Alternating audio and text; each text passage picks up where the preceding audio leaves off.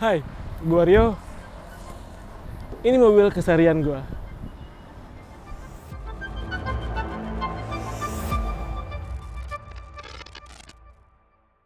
Sekarang gua pakai Kia Rio tahun 2013.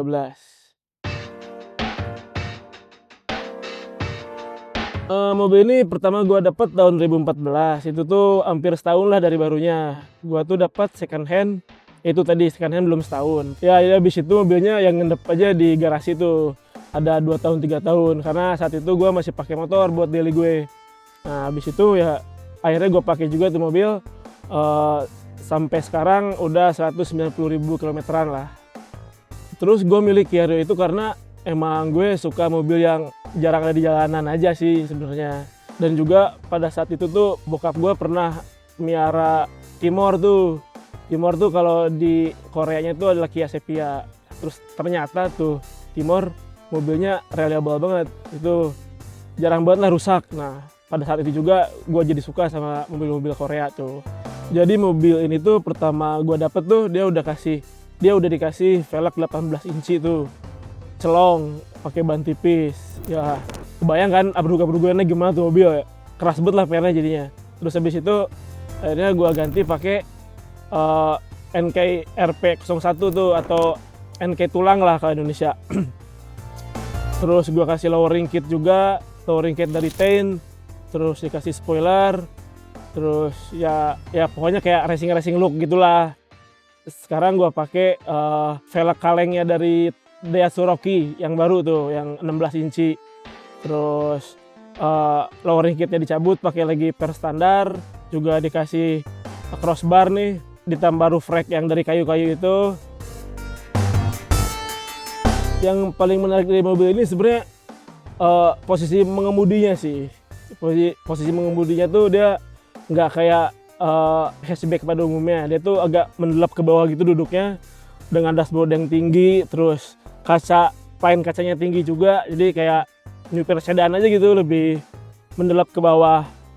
Beda lah sama kompetitornya pada saatnya itu kan yang visibility-nya luas gitu ya. Ini enggak, ya agak mendelap ke sedan. Nah, terus kalau dari eksteriornya sih gue suka sama pantatnya sih, belakangnya ini.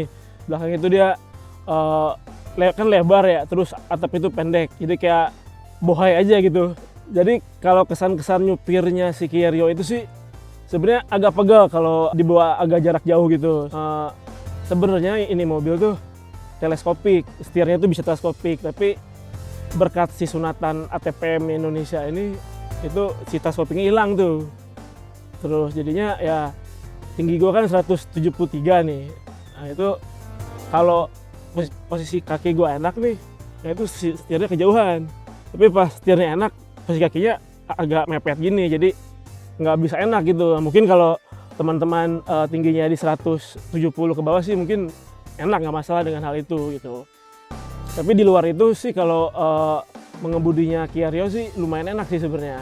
Suspensinya itu lebih ke firm daripada ke lembut. Jadi dipakai nikung-nikung gitu, itu masih enak, masih body rollnya masih minim, terus gripnya pun masih dapat gitu, walaupun pakai ban-ban yang cerek-cerek lah, itu masih lumayan dapat.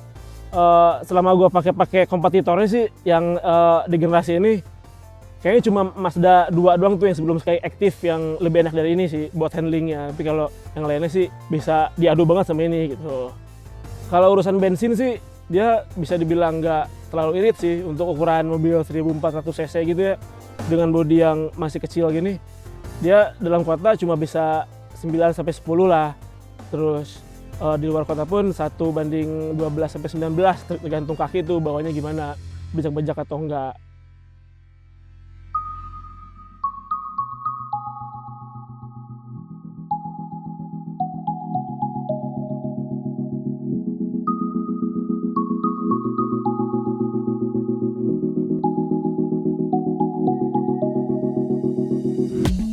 Nah, selama ngerawat mobil ini sih surprisingly dia ternyata reliable juga, kuat juga di mobil gitu.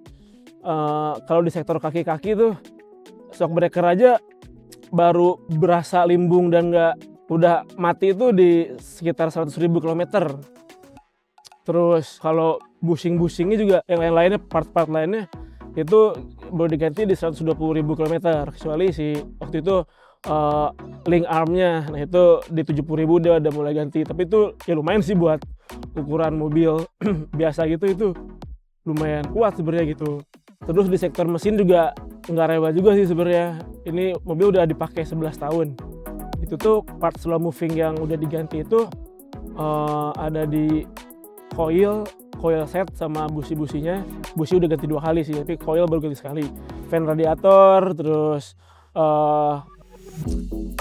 sensor oksigen sama radiatornya tuh cover kiri kanan. Waktu itu setelah ATPM cabut dari Indonesia itu, karena nyari-nyari tuh bengkel spesialis di mana. Sekarang gue dapet di daerah Bintaro nih. Sampai sekarang mobilnya rawatan si bengkel Bintaro itu. Orang bilang sih kalau mobil di luar mobil Jepang mah katanya spare partnya susah gitu kan. Langka spare partnya inden lah. Betul. Kalau part bodinya emang susah dia, karena ya namanya juga mobil impor ya, nggak ada produksi bodi di sini gitu. Terus ATPM juga kan waktu itu sempat hilang, jadi part bodinya tuh susah dia nyarinya. Tapi kalau part mekanikalnya kayak mesin gitu itu banyak sih.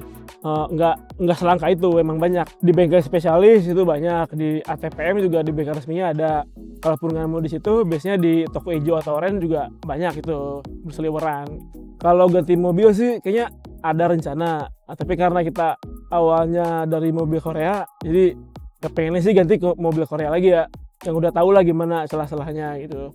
Pengennya sih ganti ke Hyundai Santa Fe TM tuh yang di bawah tahun 2021, karena dia emang mobilnya kan powerful, mesinnya diesel, terus lega juga, mewah juga gitu. Terus ya SUV lah, udah kekinian gitu SUV. Kenapa pengen yang di bawah tahun 2021? Karena yang sebelum facelift itu gua rasa sih lebih ganteng daripada yang setelah facelift yang di atas tahun 2021 gitu sih. Udah guys.